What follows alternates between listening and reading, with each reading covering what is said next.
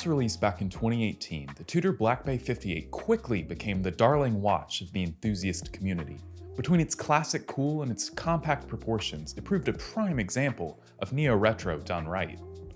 Since that time, Tudor has continued to fill out the 58 lineup with fresh colorways, fine materials, and a flurry of strap options. Even still, there's no denying that the original gilt-on black makes for one of the best vintage-style divers you can buy.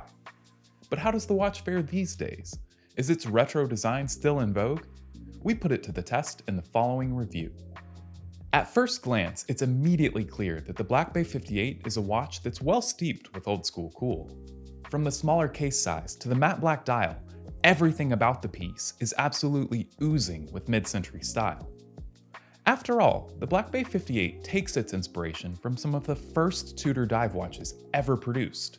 Specifically, the oyster print Submariner Big Crown reference 7924. Beyond naming the Black Bay 58 after the year in which the watch was introduced, 1958, Tudor has also borrowed a number of distinctive design choices.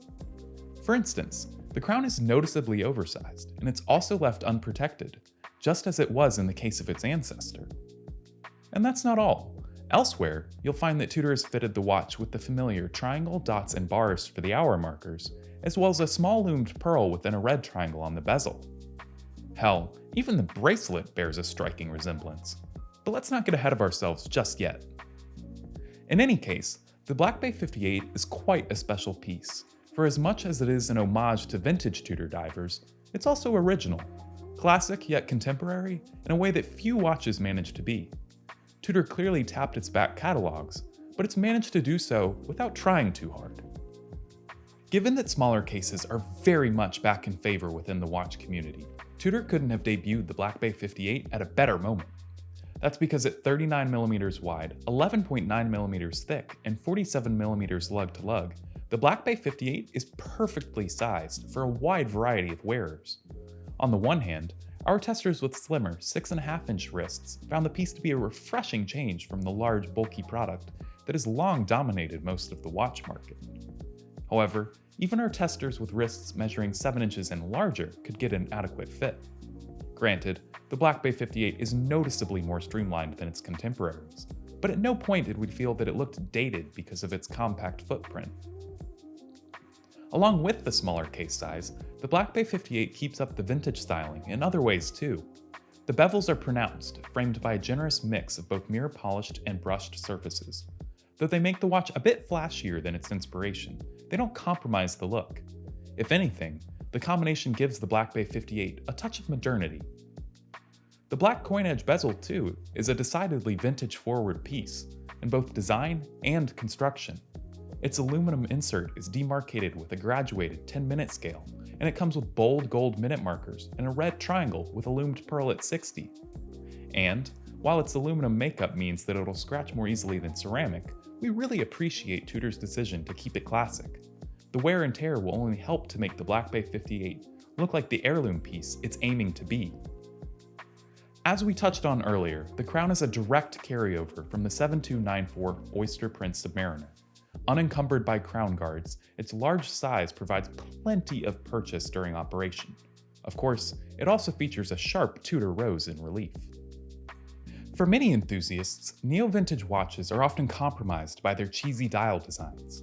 Typically, they're styled in such a way that they're supposed to look faded or aged. Despite most watchmakers' best intentions, though, they wind up looking like little more than cheap imitations. The Black Bay 58, however, is one option that proves an exception to the rule. Because let's face it, Tudor has accomplished something with the watch that few other brands have succeeded in doing. Honor the past while creating a piece that stands apart as something unique, even original. That is to say, with its gilt printing for the Tudor logo, the text, the chapter ring, and the snowflake hands, the domed black dial is obviously meant to imply some patination. And yet, it's so subtle that it doesn't scream faux Tina, and that's a good thing. Like the standard Black Bay, the 58 comes with a set of large loomed hour markers and a simple 3-hand no-date layout. Just beneath the bezel pip, there's a prominent triangle at 12, after which you'll find bars at 3, 6, and 9, and some dots for the other indices. Off-white in color, the loom plots glow a bright green, making them highly legible day or night. As far as text layouts go, the Black Bay 58 is definitely one of the cleaner watches we've had in for review. Up top, it sports a Tudor shield and text. Below the handset, it comes with its water resistance in both feet and meters, as well as its official chronometer designation. Much like the early Tudor divers then, the text is central, balanced, and above all, minimal. Housed beneath a generously domed sapphire crystal, the dial proves quite a handsome piece. It's understated at a distance, but quite beautiful the closer you get. The Black Bay 58 is one of those rare watches that's easy to wear right out of the box. Though some of this is due to the smaller case size, we'd be remiss if we didn't mention the bracelet. It's truly one of the best you'll find on a modern watch. Ironically enough though, the bracelet is made to be a faithful recreation of that found on the original 1958 Big Crown. Made with faux rivet-style links, it measures 20mm between the lugs, but tapers to a scant 16.5mm at its thinnest. Even with the clasp width added, it only measures some 18mm. In practice, this makes the watch both very lightweight and also incredibly comfortable. Speaking of the clasp, though the micro-adjustment holes enable some degree of customization, they still require a bit of fiddling to get that perfect fit. What's more, the safety retainer means that the clasp opens backwards. If we had it our way, we'd love to see Tudor implement its T-Fit rapid adjustment system, as it has on the Black Bay 58 Bronze. But that's us being nitpicky. In order to accommodate the 39mm case, Tudor couldn't stick with the MT5602 movement used in the standard Black Bay. While they could have run with some ETA-based movement and hid it behind the solid case back, a strategy that was Tudor's MO for most of its history, that's a move that wouldn't sit well with today's luxury watch enthusiasts.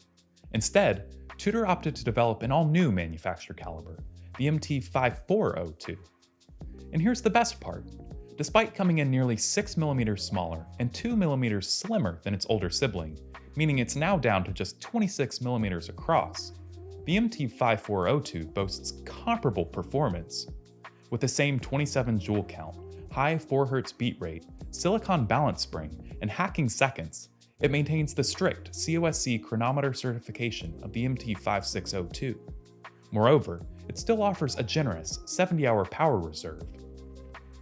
Given that the MT5402 is a simple no-date movement, it should make for great things from Tudor down the line. We can only hope that it'll mean other, more compact offerings that boast the 58's slimness. In practically no time at all, the Black Bay 58 has become Tudor's most sought-after offering within the enthusiast community, and it's not without good reason. For one, the styling is absolutely on point, obviously vintage-inspired, but not so much so that the watch looks gimmicky. What's more, the movement is extremely capable, especially for its size. Above all else though, it's the feel of the watch that sold us. Whether on wrist or in hand, the Black Bay 58 is a watch that looks the part whilst demonstrating that bigger isn't always better. If you're after a mid-century diver chock full of old school cool, this is one piece that's too good to pass up.